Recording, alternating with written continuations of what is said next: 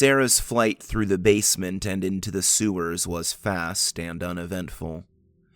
After the initial difficulty of opening the cellar door, she had expected to run into other obstacles, but found the path downward mercifully clear and well marked. The basement had a pit built into the old concrete foundation, rusted nubs indicating where a steel grate had once covered the hole.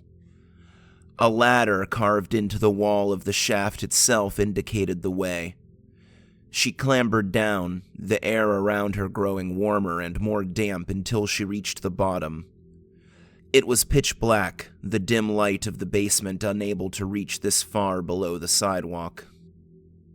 She slung the backpack off her shoulder, opened the smallest of 3 zippered pockets, and pulled out a hand light.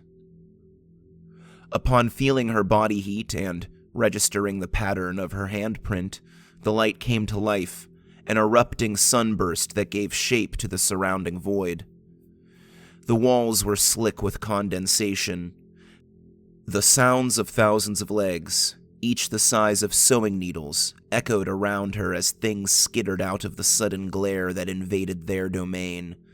Some absurd part of Sarah imagined the skittering things would later talk of her to their offspring, the horrible daemon or goddess who dared bring a piece of the sun into their pristine dark underworld.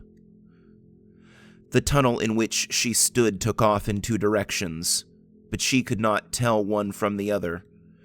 Far off to her right, she heard the rushing sound of sewage, probably several tons of it, sludging its way through the sewers and out to Still Lake. Sarah shuddered, hoping the sigils wouldn't bring her any closer to the sewage or lake than she already was. Her hopes were soon dashed, however, as she saw what sigil was drawn on the wall across from her. A square within a square, next to a simple arrow pointing toward the sound of rushing water. For half a second, her hands were pulled towards the backpack's main zipper. It was as if they decided on a course of action without Sarah having any direct say in the matter.